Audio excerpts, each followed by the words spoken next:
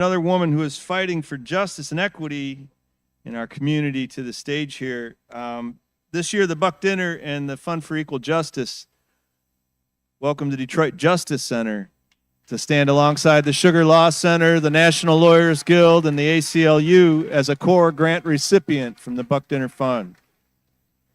The DJC is a nonprofit law firm working alongside communities to create economic opportunities, transform the justice system, and promote equitable and just cities. Please join me in welcoming Nancy A. Parker, the Executive Director of Detroit Justice Center.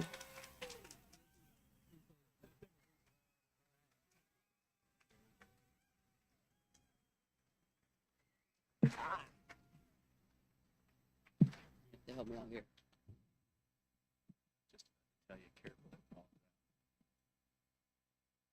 Hello, hello, hello. How are we doing tonight? I said, how are we doing tonight? All right, we're in the city of Detroit, so excuse me, I should have said, what up, though? There we go. All right, y'all, I just want to express my deepest gratitude for the Detroit Justice Center being welcomed with open hands, and to the major folks who are doing great work and needing support to continue said work. At the Detroit Justice Center, we are a prison industrial complex abolitionist organization. So I appreciate that arousal of applause. That means everyone knows what we're talking about, and so I'm amongst my people, which is why I'm here, because I know this is the village. We are fighting to create a new world, to create a new way of being in relationship with one another. We know that the current state that we live in is one that was created by plunderers, rapists, downright oppressors of all form. And we do not have to live in this society as it exists anymore. So the work that we do at DJC and that all of our great partners are doing now is to create another world. And what I mean by that is a world without police, a world without incarceration, a world without prisons, jails, ICE detention centers, juvenile detention centers, without surveillance. Get back to where we are as people when we were born to be free. This country forever lauds itself as the home of the free, right? But are we really free? We have Black folks who can't eat, poor people who can't afford house. We have people who are living check to check. We got folks who don't have clean water. We got people who are being locked up in a cage, literally because they are poor. I don't know about you, but I'm not going to stop until I tear this system down.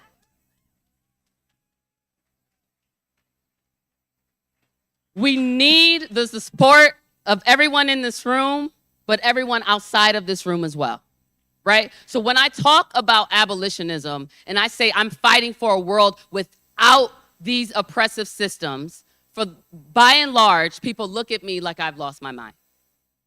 And that's only because they don't know who I am. They don't know the blood that runs through my veins. They don't know the lineage of which I descend. I come from people who were shackled into chattel slavery, the most brutal form of oppression that arguably ever existed, right?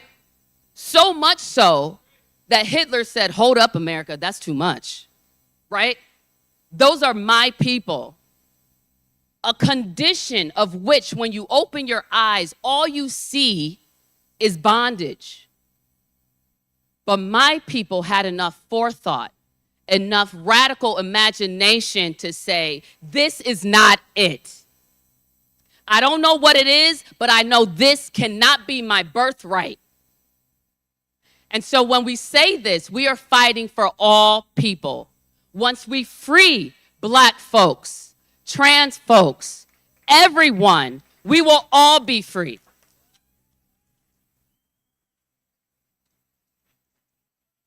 My fight is an inclusive fight. And if you can't see it as such, you need to do some internal investigation into yourself because we are one people.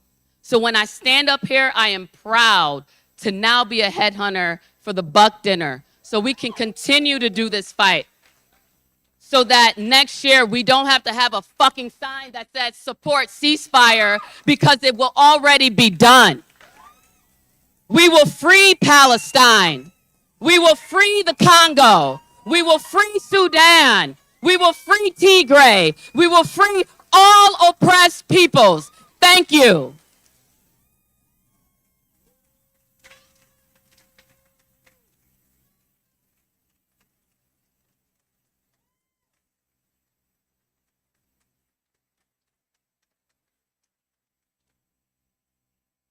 Man. Thank you, Nancy. I needed that. I thought about that. It got like first grade math works because it's just a simple equation. Either everyone is equal or none of us are. It's just the only way it works. Now that the Buck Dinner funds work, this fund funds a whole lot of organizations and activists and groups throughout the community, nonprofits, advocacy organizations. So we have a video here that's going to give you a look at some of the 2023 grantees and the work that they did.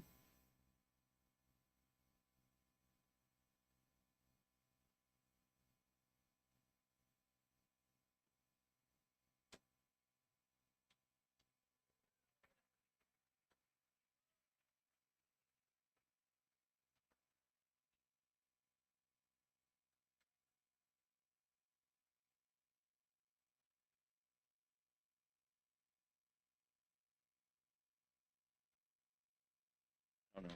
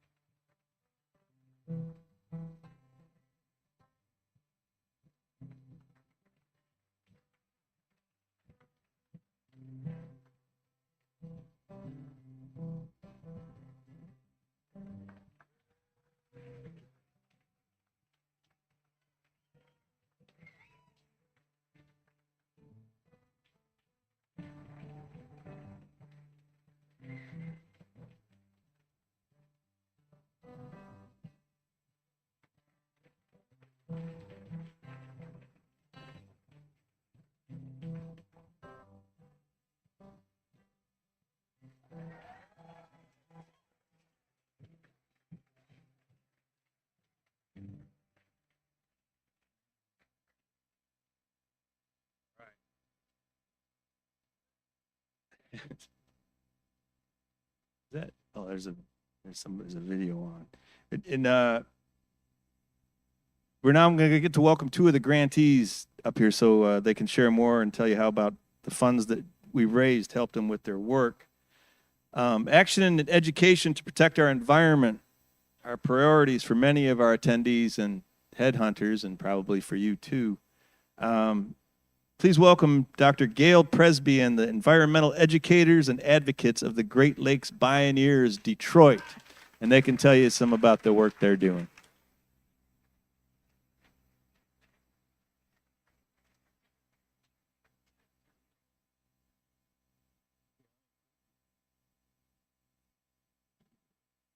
Hello, everybody. Can you hear me? I'm Gail Presby. I've been the co-chair and chair the past 4 years of our Great Lakes Bioneers Detroit Conference, and I'm so happy to introduce you Anita Jones, our past presenter and current co-chair, stepping up to be co-chair along with Thera Riggins. So thank you, Anita, for being here. And I just wanted to make sure you all knew about our Bioneers. We're a pollinator event of the National Bioneers. If you go to bioneers.org, you will see all their great information. We're the local group right here based in the Great Lakes. Sister Gloria and Sister Paula kept us going at Marygrove College for many years. And yes, they were great inspiration. Now we're at University of Detroit Mercy. We've been there now for 6 years. Please join us. Our next conference is going to be October 17th and 18th. So your funds have helped us to make sure we can give low to no cost registration for adults and for many youths. We had over 200 youths at our last conference from the local Detroit area schools. We brought them to community gardens and solar installations and so many places of hope working on solutions in the Detroit and the metro area. And we can't do it without you. It's a great partnership. And we want to make sure you know our mission is to promote a sustainable community that fosters life-giving relationships, nurtures connections, and celebrates solutions for restoring and healing Earth's community. So that's what we're all about. And Anita, you can add to that. Thank you so much, Gail, and thank you all. It's so good to be in this room, and I encountered so many people that I intersect with in many different groups and many different ways. And for some years, I presented at the Bioneers, and on New Year's, I'm a person who is steeped in ritual. So my New Year's ritual affirmed that I was open to infinite possibilities. And so here I am now as a co-chair for Bioneers.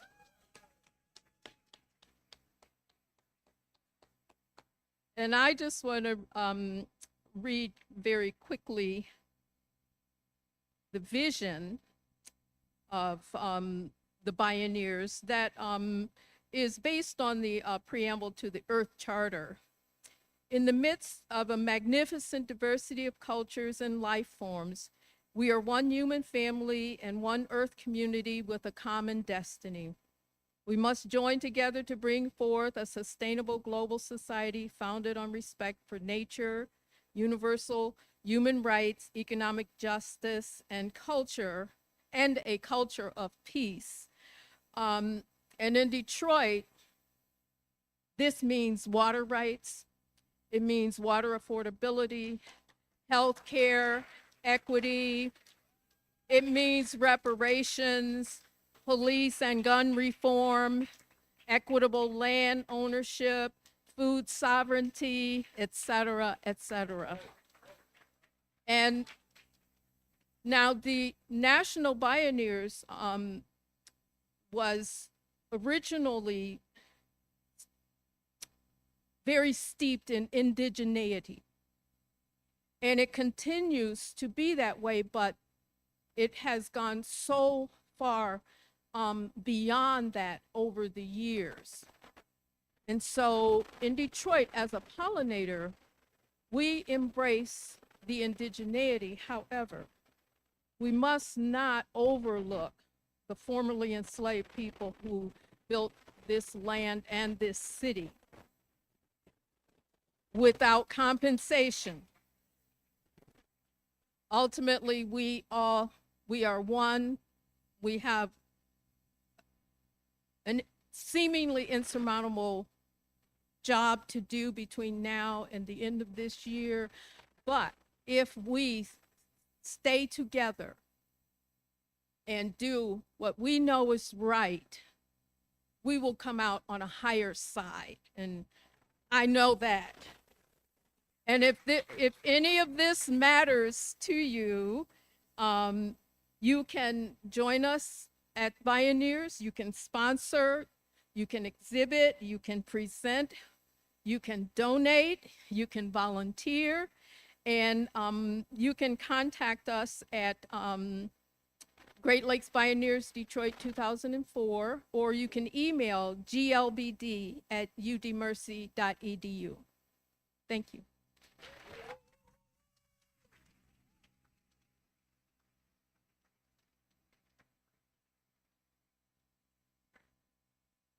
Thank you, Bioneers. Very cool. All right, in keeping with the themes of environmental justice and sustainability, wait a minute, I had things, they gave me two different programs here, and I picked one up in the back, and they've got two different things on them here, so I know I probably had a confused look on my face this entire evening, but this is a genuine one right here. No, in keeping with themes of environmental justice and sustainability, it's my pleasure to introduce poet Rowan O'Connor from longtime Buck Dinner grantee Inside Out Literary Arts Project. Rowan is a part of the thriving Together Poetry program in partnership with the Detroit Zoo, and his poems focus on our environment. Rowan, come on up. Sorry about that. I'm going to go take this out back. Thank you. Wow, there are a lot of people here, huh? Hello, everyone. I'm Rowan O'Connor. I am a youth poet. That means I'm 17 years old, and I've never been to an event this big. So give me a little grace here.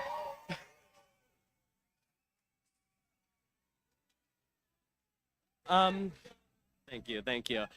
I just like to say, first of all, it's very inspiring seeing so many people here. As a member of the youth, we're often told that it falls to us to kind of save the world. And that responsibility can be quite a lot and quite anxiety-inducing at times. So it's very nice to see that people who are not categorically youths have not given up on us and are still fighting and working for a better world. So anyways, I'd like to say that in this line of work, we're often focusing on the very big picture, the very large picture. We're fighting for very important, very big, very major things. And I think sometimes we can lose sight of those smaller joys, excitements, and wins in this world. So I've prepared a poem that was inspired by the time my mother got on the phone and argued with the tree cutting company for DTE for about 5 hours to get them to not cut down one of our trees in front of our yard. My mother loves trees very much. So this poem is about the kind of gentle, lovable joy that you find in the shape of trees. It's called Tree Shape. The shape of a tree is defined by function. The leaves twist and turn, the branches stretch, the roots dig deep, all for the singular purpose of surviving. I wonder what it feels like to be built for a singular thing, to have all your features designed around one singular goal. I imagine it to be liberating. I presume there to be a sense of joy moving hand in hand with the totality, to know your purpose and to know it well. In a way, it is beautiful to know the way the tree works. In a way, the revelation of purpose and shape for life gives an almost illusion of some great grand ordering. A beauty is assigned to such a thing. A pattern weaving magnificently into such a tree shape remembers life and spring and winter and fall and summer and death. This tree shape defined on straight lines holds in its purpose memory. How beautiful then to look upon a tree and know its shape. Thank you.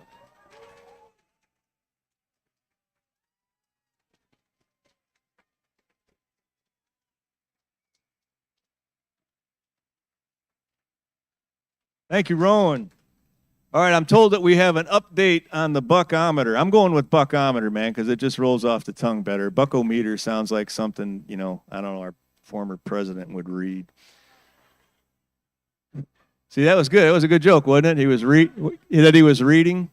All right.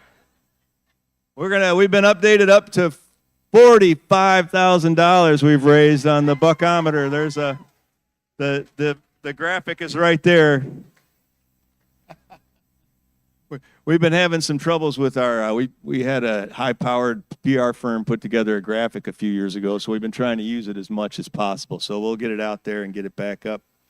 We're going to jump right back into it. Do we have any questions so far? Yeah, we have a question? No? Okay. That's what I love about the Buck Dinner. People answer their own questions, folks. I've been doing this for a long time. That's never happened once. All right, now we want to get to our next guests. What's up?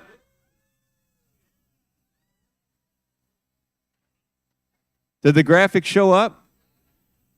It's pretty astounding, isn't it? You guys made that happen.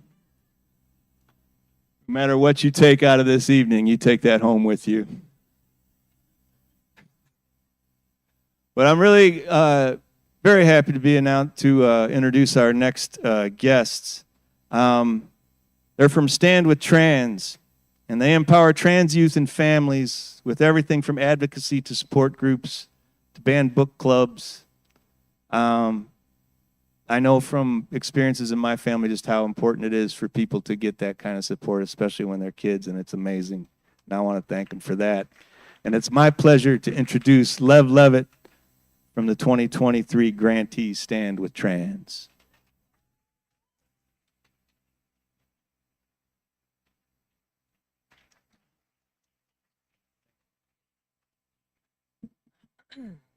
Hey everybody. Also my first time. I've spoken in pretty big groups, but this is pretty big.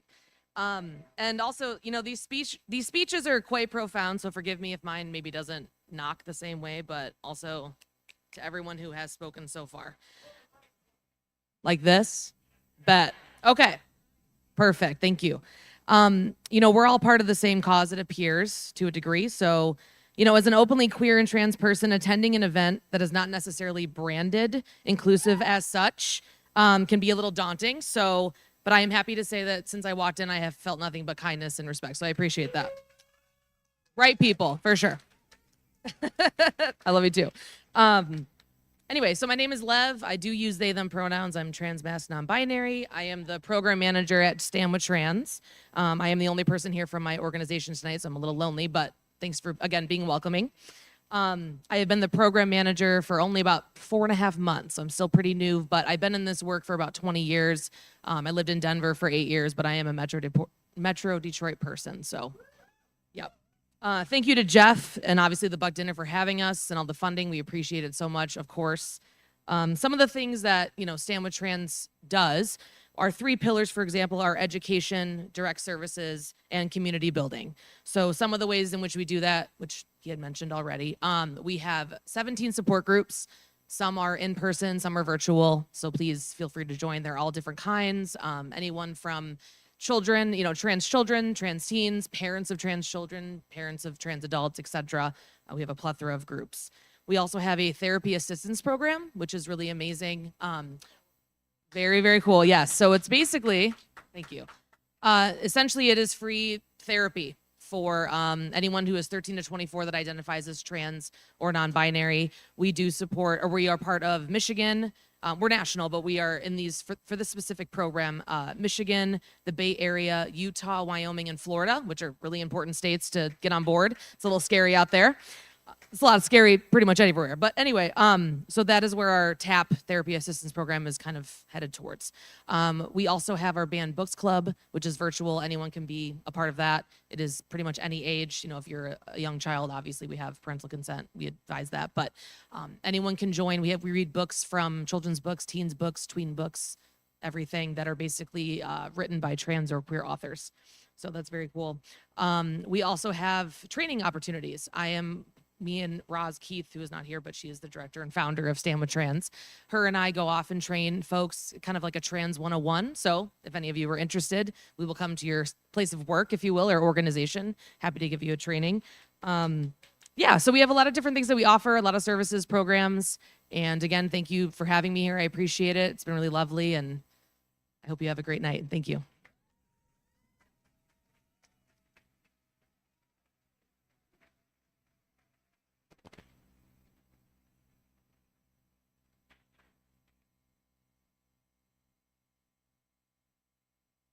You're gonna come up? Are you gonna?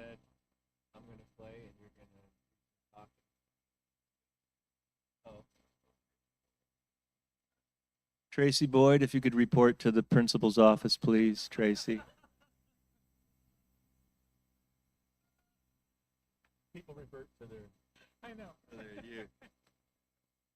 Do it now. I'd also like to mention, while I have a moment here, that on May 14th, the Michigan Labor History Society is inviting you to join them at the Tiger game at the stadium that will not be named for the Eugene V. Debs Memorial Kazoo Night. And I'm really, Michael, I did not know that Eugene Debs's kazoo had passed away, and I'm really sorry to hear that. But it's going to be really cool out there, so you can go down to the ball game and sit with some cool folks from Michigan Labor History Society. And now it is my distinct pleasure to introduce Barbara Ingalls, and we're going to do, she'll tell you what she's doing.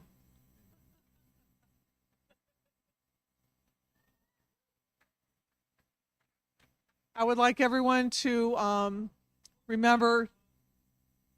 I would like everyone to remember the our friends at the Buck Dinner who are no longer with us. You going? Peggy Pitt, both an educator and a lawyer. I'm waiting for the slide. Here we go. Here we go.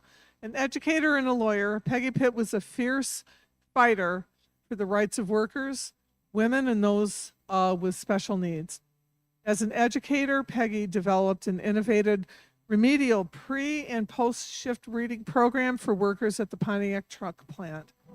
As a lawyer, she was part of the legal team that successfully represented hundreds of women in Michigan prisons who had been sexually assaulted by male guards, and she and her husband, Michael Pitt, provided critical support for Wayne State students with disability. We honor Peggy Pitt.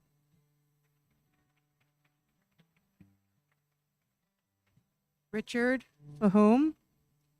Richard lived a life of activism, first in UAW Local 212 and later as a Detroit Public Schools maintenance worker in AFSCME Local 345, where he served as vice president, steward, and sergeant at arms. In 2007, Richard completed a master's program at Wayne State University where his thesis, The Transition from Slave Labor to Wage Labor in Eastern Cuban Sugar Production, was published in the International Journal of Business Humanities and Technologies. May we thank and honor Richard Fahum.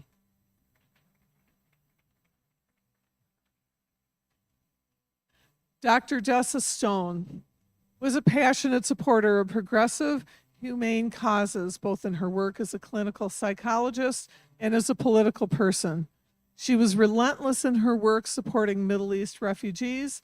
She organized and marshaled support for progressive candidates in virtually every election cycle. She worked for smart gun control, and she tirelessly supported the Grace and Jimmy Boggs School in Detroit. We honor Dr. Dessa Stone. John Sinclair.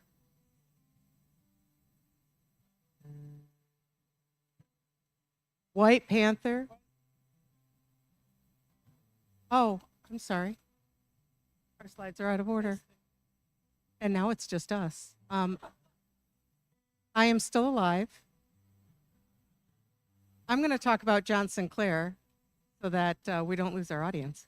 John Sinclair was a White Panther, poet, blues scholar, revolutionary, DJ, cannabis evangelist, counterculture icon, the Ann Arbor Blues and Jazz Festival, in part the Fifth Estate newspaper, the MC5, the White Panther Party with Larry Gabriel and Matt Abel, legalized marijuana, exists in great part in Detroit because of Sinclair.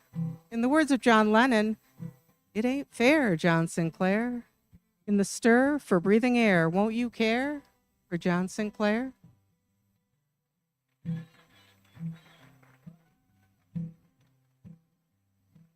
Pat Fry. Pat Fry was inspired by Viola Liuzzo to commit herself to the struggle against racism, exploitation, and oppression, democracy, and freedom. She was a UAW member and a member of Coalition of Labor Union Women. She devoted her life to making friends with a broad range of people with wildly different backgrounds and perspectives. We honor Pat Fry.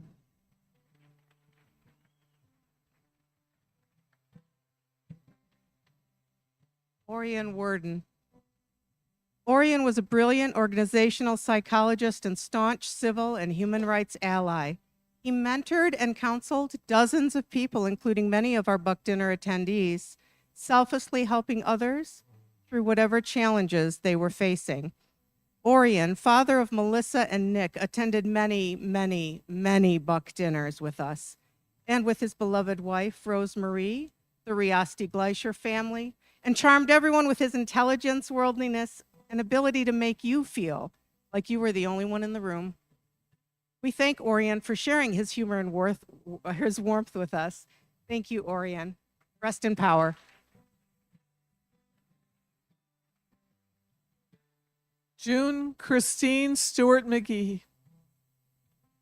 Loving mother of 5 children and wife of the late Episcopal Bishop H. Coleman McGee, Jr., June was born in Norfolk, Virginia, one of 9 children, in a place and during a time of deep racial prejudice, but she knew better and opposed such forces her entire adult life.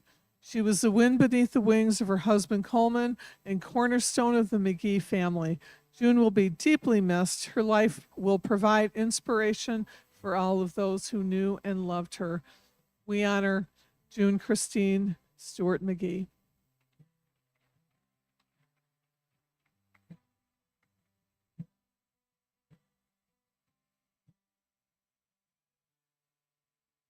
Reverend Dr. Joanne Watson.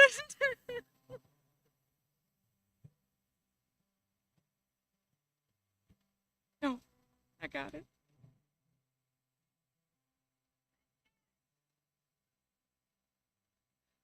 Reverend Watson joined the Ancestors July 10th, 2023. She was a powerful Detroit political social justice leader. She was the first woman executive director with the Detroit NAACP and served as associate pastor for the Westside Unity Church, taught as a professor at Wayne County Community College, served as a Detroit City Council member for 10 years. She served as a 2001 delegate to the United Nations World Conference Against Racism, and she was a powerful voice for human rights and social justice on Detroit radio, on Detroit television, and in the streets of Detroit. Rest in power, Joanne.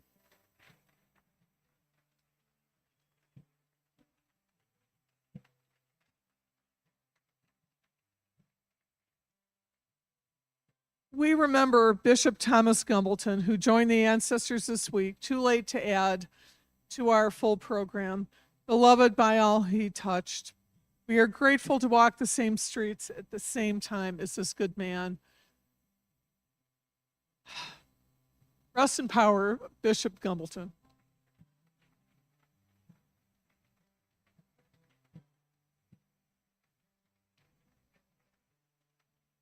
And now we honor our new revolutionaries who have joined our Buck Dinner family, the babies. I want to welcome Carson Scott Barrick Burke, great grandchild of Betsy and Pat McCrae.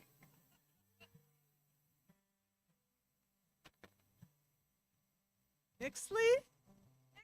Nixley Winterman Boyd. My grandbaby. Granddaughter of Tracy and Glenn Boyd. Welcome.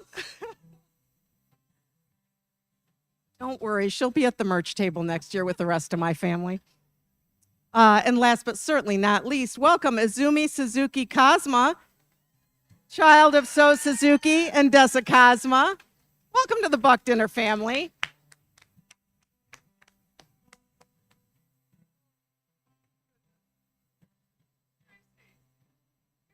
Here we are again. It's the Buck Dinner. What? Closer to the mic. Shut up. Here we are. We have stuff to sell you. Cards. I know you're wondering where I got this fine hat. Where'd you get the hat, Tracy? Why? Out at the merch table, where pretty much everybody that I'm related to is trying to sell these fine products to you. Do you think the people in this room could buy one of those hats and a deck of cards? Why not? In fact, if you buy a hat and a deck of cards, you get a political button for free. Political buttons for free. There are also many buttons. There are cards and hats, and what else? These flyer frisbees. We have frisbees. They are for the dog people. safe. Oh my God. Everyone go out there. Please do it. I would also remind you to heavily tip our bartenders. Please, please, please tip our bar server. Don't just tip your bartenders. Heavily tip your bartenders. This is a labor night, and please give them their wage tonight. And thank you so much for being here. Thank you.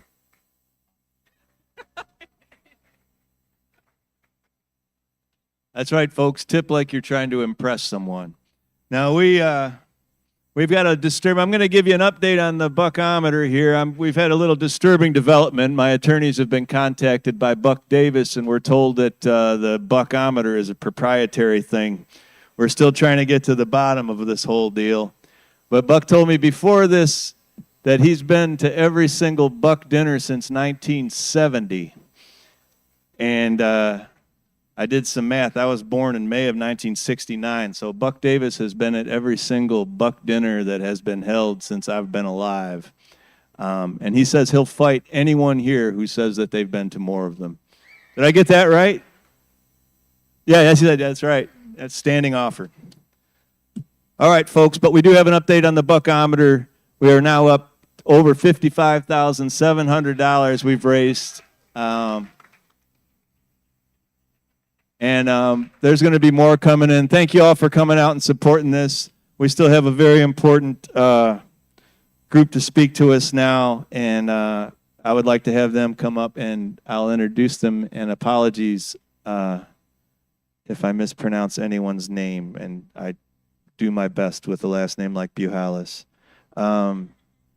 But I would like to invite Abbas Alawi, a headhunter, and Listen to Michigan, former Congressman Andy Levin, and Lexus Zayden from Listen to Michigan to speak.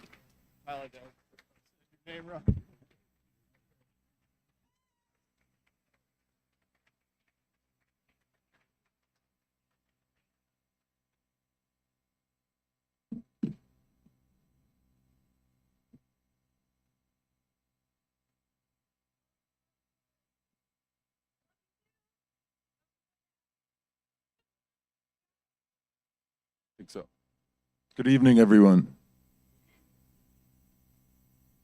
My name is Abbas. I'm proud to be a headhunter, a co-headhunter with my co-headhunter, Corey Connolly. Shout out to all the headhunters, including Corey.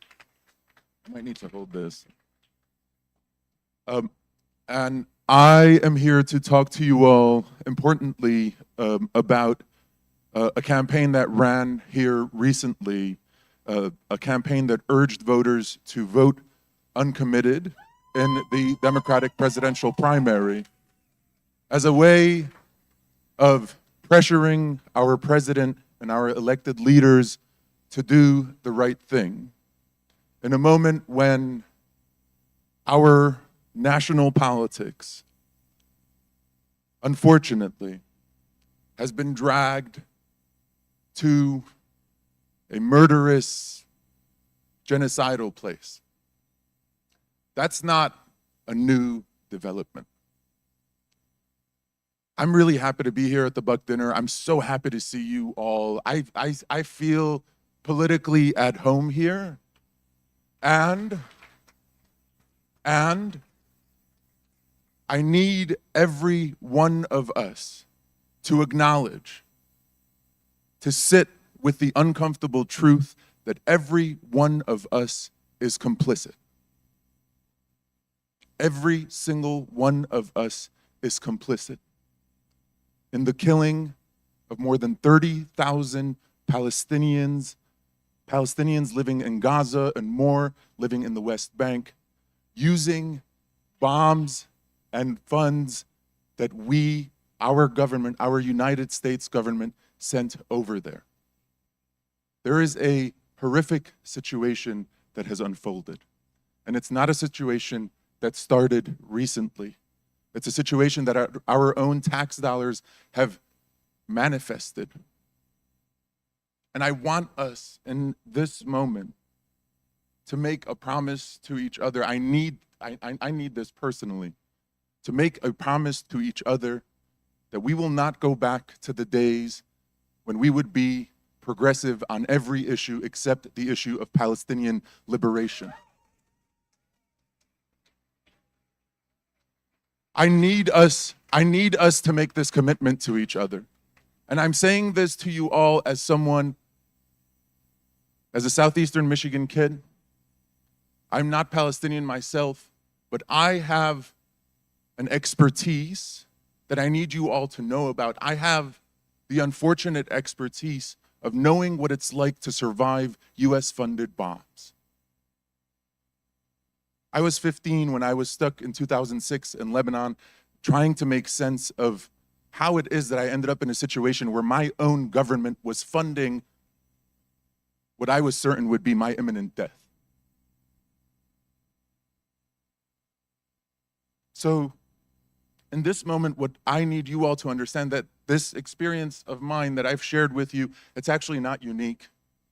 I actually come from a community here in Southeastern Michigan, a rich community of Arab Americans and Palestinian Americans who, too many of us, have this same expertise because of US-funded wars in Iraq, in Palestine, in Lebanon, all across the Middle East. And what we are urging you to do is, in the same way that you have my commitment that I will show up for every one of our causes, I will show up in defense of Black lives. I will show up for the liberation of our trans community. I will show up for our immigrant community. I will show up for workers. I need you all to show up. I need you all to show up against war, for peace. And I need you all, and we're having a frank conversation here. We know that there's a lot on the line in November. We know there's a lot on the line. But in October, we said, hey, we need you to join us in pressuring President Biden to call for a ceasefire. And what too many of us were told was, okay, but when you you'll get a ceasefire, but then what? Will you support Biden? And then in November, we said, hey, we need a ceasefire. And you said, okay, but we'll get to the ceasefire. It'll happen, but then will you support Biden? And then in December, we said, hey, we need a ceasefire. And then in January, and then in February, and then in March, we're 13,000 children later.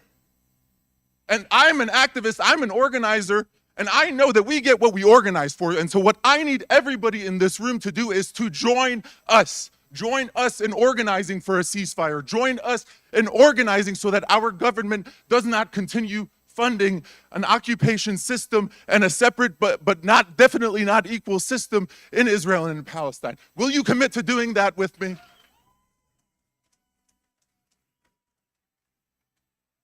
And so the time for respectability politics, unfortunately, is behind us. And I need to name some names. I need to name some names. Congresswoman Rashida Tlaib has fought for a ceasefire in the United States Congress, and we need to thank her for that. I need to name some names that after incredible organizing, grassroots organizing here in Michigan, Congressman Dan Kildee and Congresswoman Debbie Dingell also called for a ceasefire, and they should be commended for that.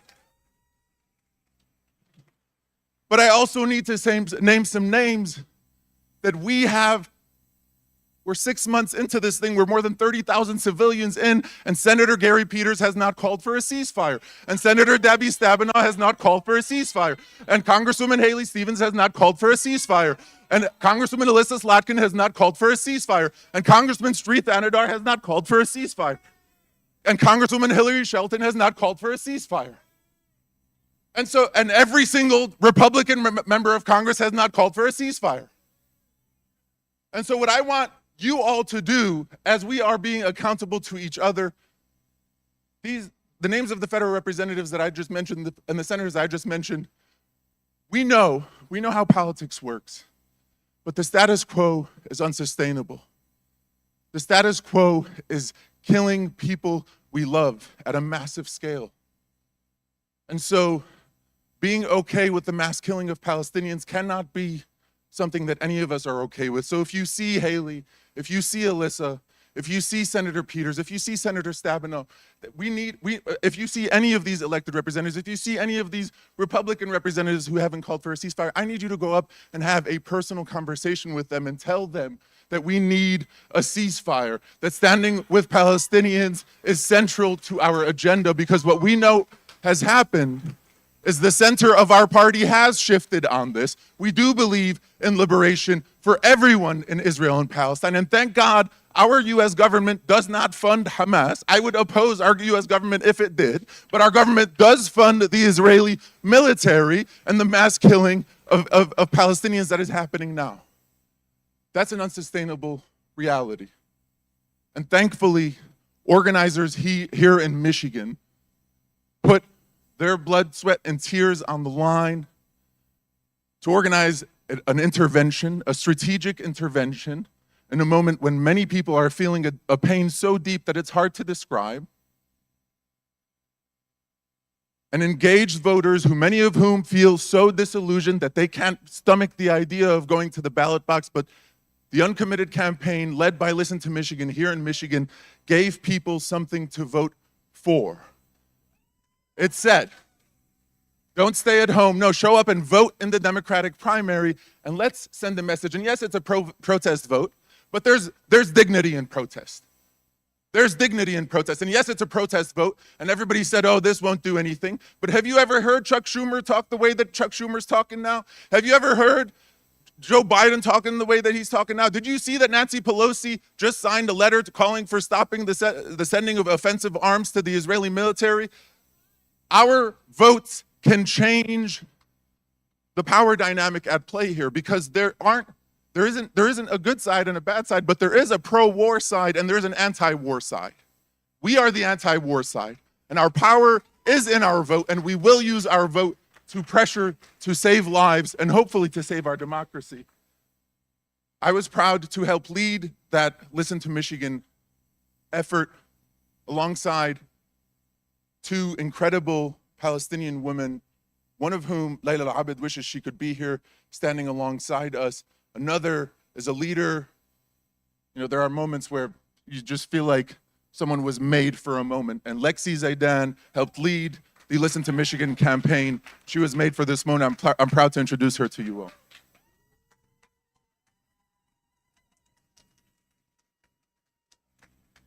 All right, y'all. So Abbas called me the other day and told me a little bit about Buck Dinner.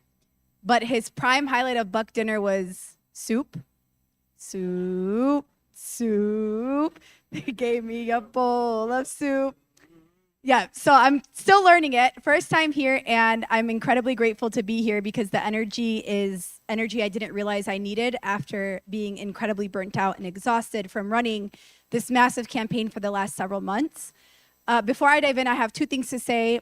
To be on brand with the Buck Dinner, to those Congress people that have not said anything when you see them. Instead of telling them, shut the fuck up, tell them, speak the fuck up. And the activist in me would love to liven the crowd up with a little bit of a chant. So we're going to do free, free Palestine. Free, free, free Palestine. Free, free Palestine. Free, free, free Palestine. So my name is Lexi Zaydan. I'm a Palestinian American. I like to share that I am a Christian Palestinian American. I think it's a very important part of the narrative that has been told for 75 years that what's happening in Israel and Palestine is a religious war, when in fact it's nothing short of both a genocide and an ethnic cleansing. I am the granddaughter of 1948 Nakba survivors. I am the daughter of immigrants. I have family that is currently in Palestine, but most importantly, I am a human and should be seen as such.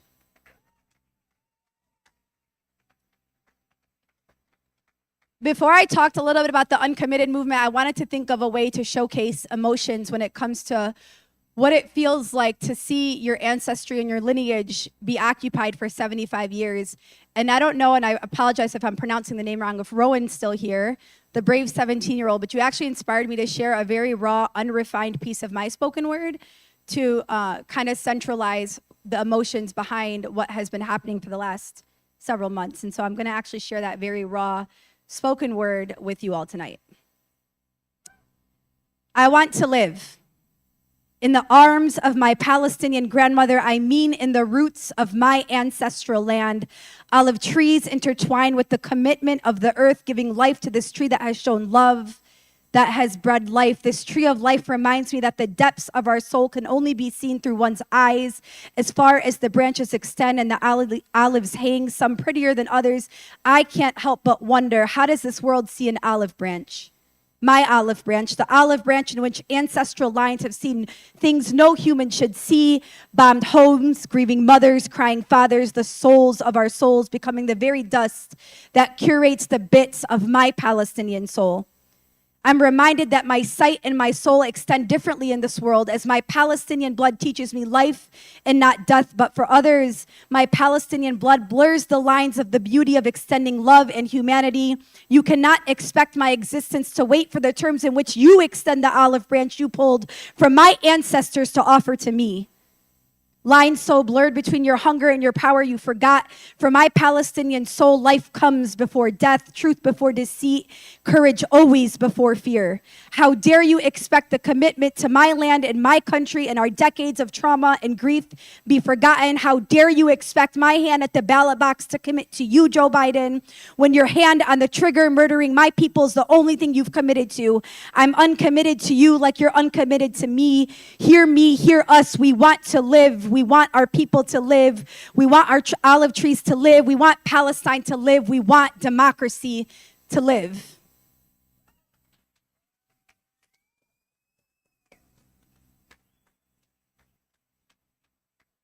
I want to share a key data point that we discovered in the uncommitted movement, that our movement, particularly in Michigan, actually turned out 42% of unlikely or non-likely voters to go to the polls and vote on primary day. And what that number tells us is that there is a deep disconnect between the Democratic base and anti-war voters that want to see better for our society. And what that number tells us is that it is incumbent upon our president to listen to us. Listen to this anti-war voter base. Listen to what we are saying to you when we tell you that you need to start adapting policies that are pro-peace and anti-war. That you need to start adapting policies that are pro-Palestinian and that are strengthening the unity between the Middle East and the U.S. because you have a huge base of Arab American and Muslim American voters here in this country that matter. That decency and humanity and respect and justice do not get blurred when it comes to Palestine. And that if we are going to be a free world, if we are going to be the leading nation of what peace looks like, then we need to start leading by example. That we cannot continue to fund wars because every time a bomb drops in Palestine, someone's profiting off of it here in America. That we cannot continue to lead our elected officials through the lens of special interest rather than the people. We cannot continue down this path because this path not only threatens lives overseas, particularly in Palestine, but you're threatening our democracy and lives here in America. And so for me personally, I know I'm not the only story, but when I heard about this strategy to go vote uncommitted, I'm an activist, and I believe activism happens in waves. Wave one is you sound the alarm and let people know that an injustice is happening and that we all need to be on alert. Wave two is you educate people on the injustice and you let them know what exactly is happening. And wave three, you activate collective power. And what we did is we were in a key election year where we got people together, and it wasn't just Arabs and Muslims. It was young voters. It was older voters. It was the Black community. It was the Jewish community. It was the teachers. It was the union workers. It was the social workers. It was everybody all across Michigan that came together on February 27th, over 101,000+ votes, to let President Biden know that he can count us out for genocide. And so I, as a Palestinian, want to say here today that, Abbas kind of touched on this. We understand and we know what threat Trump poses to this country. We reject fascism. We reject elitism. We reject this notion of assuming or thinking that the only way or pathway to peace is through war. And the only way that we could save this democracy right now is by letting our president know that there is a key constituent of voters called anti-war voters that he must listen to. Based on the data, he must listen to us, change course and change course now. And it's not calling for ceasefires. It's not building temporary ports. It is actually ensuring that there is a full and permanent ceasefire and halting all military aid to Israel to protect every single life.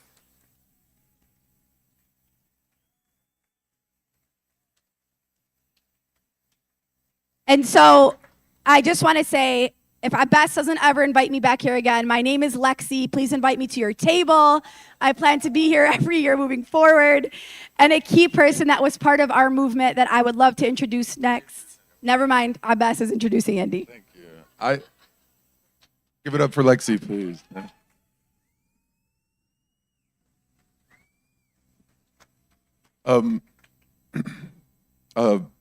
Lexi mentioned one thing about Donald Trump, and I have a different expertise other than the expertise I mentioned to you earlier. I was a congressional staffer, worked for some of the best members of Congress to ever do the thing. The first of whom, the reason why I was even allowed in those halls with someone the experience that I have, was one Congressman Andy Levin. And I want to tell you that one of the first events that I ever staffed Andy at, it might have been the very first, I was in Washington, D.C., and there was a fundraiser happening. It was a fundraiser where Congressman Jamie Raskin was there. Maybe you remember this. Jamie Raskin was there. And Andy stood up. I had never met Andy before. I think I might have been the only Arab in the room. I'm not sure, but if I had to guess, I would guess I was right. And Andy stood up there and said, "I want to go to Congress because I want to go to Congress and change the, in addition to like the 1,000,001 things Andy has organized for in his life. You don't need me to tell you, union organizer, environmental champion, all of that. But one of the things Andy said was, I want to go to Congress and change the conversation about Palestine and Israel. And my friend Rashida Tlaib is going to Congress too. And how amazing would it be if a Palestinian, a girl from Detroit and a Jewish boy from Detroit went to Congress and changed the conversation?" And I mentioned that to emphasize that if you want a free Palestine, and I hope you do, if you want to save lives, every Palestinian life, every Israeli life, which I hope you do, then that work starts right here. That work starts with being in genuine relationship with each other, showing up for each other here, so that when the attacks from the far right and from the AIPACs of the world come, they will not break us. They will not break us because we've got each other's backs. And in such a moment as this, there has been no stronger champion who was willing to take the political hits when he saw the opportunity to build power and engage voters in a very important and difficult conversation. And Andy put himself out there to support the uncommitted strategy in support of peace, in support of a ceasefire and against war. And for that and a million other reasons, he has my undying respect as he's had it since the beginning. So I would love for you to join me in welcoming the reason why I went to Congress and also the reason why I ever came to a buck dinner. And I think that's true for many of us younger, or as we call ourselves, baby bucks, Congressman Andy Levin.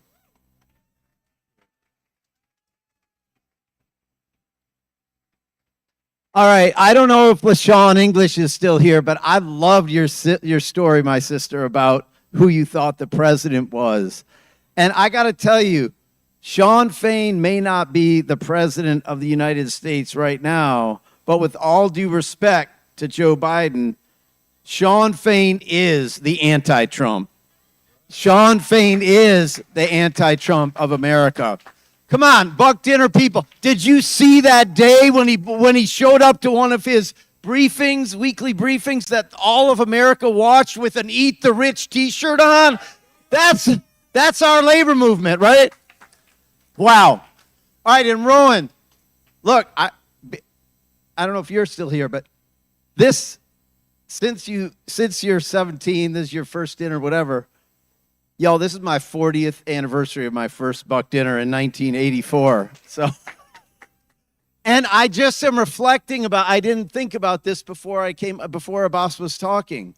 But some of us, some people my age and older, do we remember Leonard Grossman? Do we remember our brother who is still with us but can't come, Rudy Simons, right? Okay, in 1990, Ishmael Ahmed and Rudy and Leonard we organized an interfaith delegation to Israel and Palestine. Mary and I went. Bill Wiley Kellerman, remember Jeannie? Right? So we all went. And we went to the West Bank. And you could travel freely in Gaza then. There was tear gas, the IDF was doing its thing. And we went all over Israel. And I came home and I wrote a thing in the Detroit Jewish News. I'm like, okay, 27 years of occupation is enough. We need to end this. There is no freedom and security for Jewish people in the Holy Land until we realize the political and human rights of the Palestinian people. And that's true. That's just true. So, but Rowan, here's the thing. The young people are already doing it. Look at my generation, whatever. Can you imagine how proud are we? Lexi and Layla, and who isn't here, and Abbas, these three young people led a strategy that didn't just get over 100,000 votes in Michigan. It has swept this country, and it has sent a huge message to our president. We need a permanent ceasefire now. No more 2,000-pound bombs. No more guns for settlers in the West Bank to terrorize and kill people. All right, but I think my little job here is to talk about how anxious we are about Donald Trump. All right. I cannot stand Donald Trump ever getting anywhere near the White House ever again. We can't have that, right? No. But there's a confusion, I think, among some of my brethren who are nervous about this complicated situation. I think there's a confusion about the relationship between social movements and politics. And here's the thing. If you don't want Donald Trump to get near the White House again, Joe Biden's going to be our nominee. I wasn't for him in 2018, right? I was for Elizabeth Warren. But I can tell you, having served with him, he is a way more progressive president than I ever expected. He hired a way more progressive staff than Jimmy Carter or Clinton or Obama. And, we passed well north of $3 trillion of investment in the American people in the 117th Congress. And that was fantastic. But If he's our nominee, right, and we got to get him elected, he can't get elected without Michigan. I can't do that electoral college arithmetic without winning Michigan. And here's the thing. There's a lot more of 1968 in 2024 than he realizes. This is a horrifying war with innocent people being killed. I don't have to go through all the statistics about the most journalists killed ever, about women and children being killed faster than any other conflict, about 3-4 times as many children killed in 5 months than in all wars in the whole world in 2022, and on and on. And it's not just the Arab American community. It's not just other Muslims. It's not just people of color. It's young people on all of our campuses. It's every progressive. It's people of conscience. We need not a smart surrogate or real good talking points or really fancy ad. We need policy change now.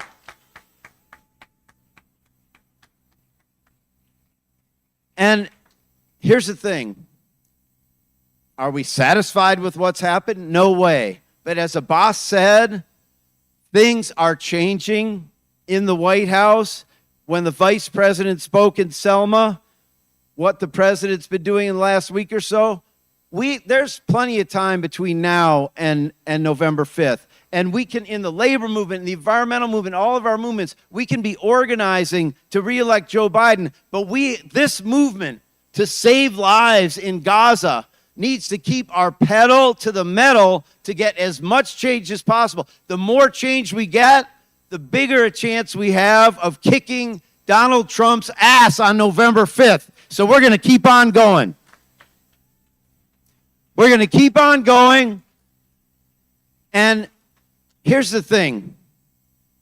Those 100,000 people in Michigan and people in other states, they weren't voters who were going to go vote for Joe Biden and we convinced them not to, right? That's not what happened.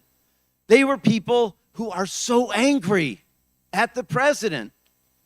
And which is better? You tell me, for Joe Biden, for those people to stay home and fume or to come out in the American democratic way and vote uncommitted and shake their fist at the president and say, I'm showing you, I am mad at you, I demand change.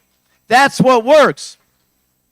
And when we do that in Michigan and Rhode Island and Washington and Wisconsin and Hawaii and all across this country, we get the change we need so that we can push him, and then we've got to get him reelected. And I'm really proud of what the Listen to Michigan campaign has done. I'm proud to have supported it. And we're going to keep fighting for justice in Palestine. We're going to keep fighting because, look, let me just think about this. Really, in 1968, if Lyndon Johnson or Hubert Humphrey had really come out against the war, we wouldn't have had Nixon, right? They would not change. They would not change. So thank God for these young people. Thank God for this movement. We are going to keep fighting for justice for everyone in the Holy Land so that we can force change and people can feel good about voting for Joe Biden on November 5th. Thank you very much.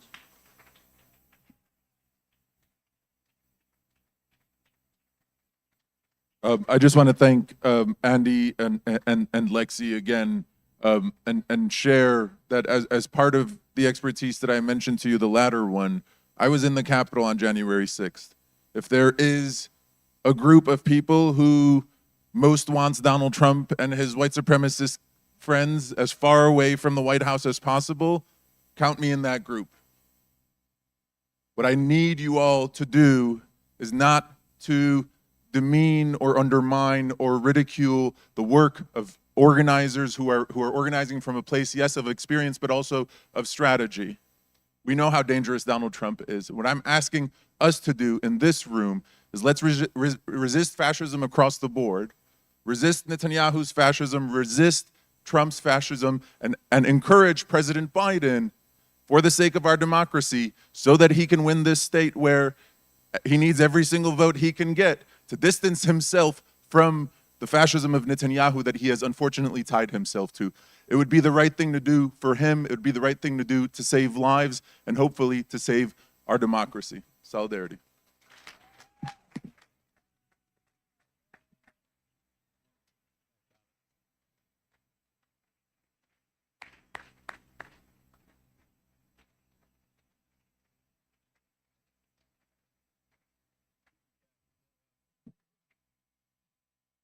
Oh, thank you. Now we're told the buckometer is, I don't know if the buckometer is going. They might have been scared. That thing, it was a notarized letter that Buck Davis sent us.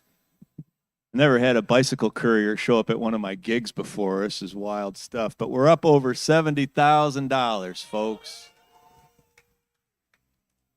Thanks so much for coming out. I mean, we're not done yet, but we thank you for all for coming out and supporting and coming out and speaking and talk about important things.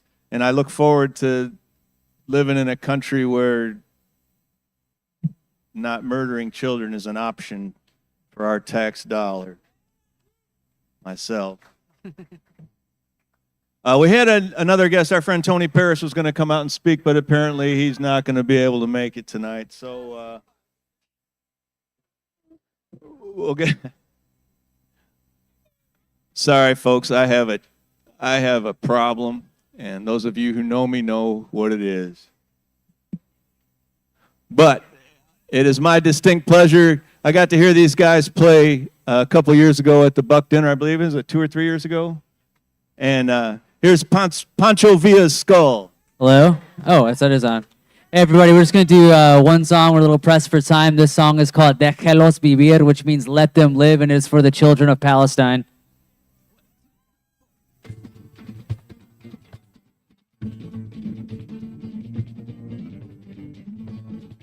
Me dices que la vida es preciosa, pero permites esta matanza. Parece a mí que la vida no es nada a ti. No más bombas, no más balas. Déjelos vivir, déjelos vivir.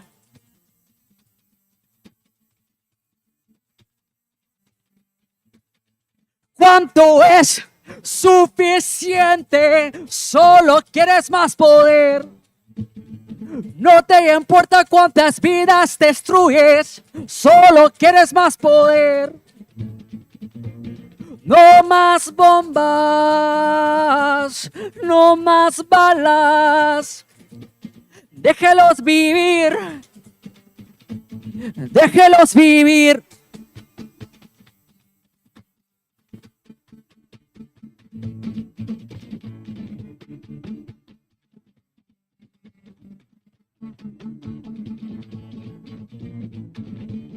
¿Cuánto más niños tiene que morir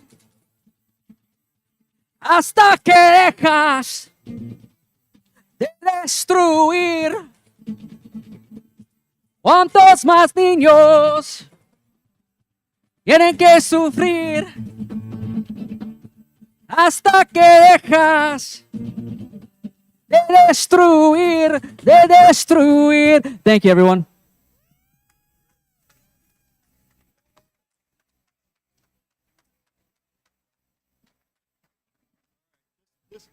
Play it.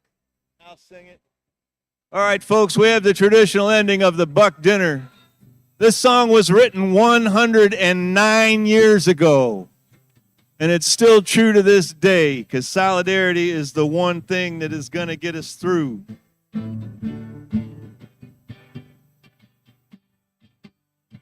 Forever, solidarity forever. Solidarity forever. Well, the union makes us strong. When the union's inspiration through the workers' blood does run, there can be no power greater anywhere beneath the sun. Your force on earth is weaker than the feeble strength of one. The union makes us strong. Solidarity forever, solidarity forever, Solidarity forever, for the union makes us strong. It is we who plowed the prairies, built the cities where they trade, dug the mines and built a workshop, endless miles of railroad laid. Now we stand stout outside the wonders we've made, but the union makes us strong. Solidarity forever, solidarity forever, solidarity forever, for the union makes us strong.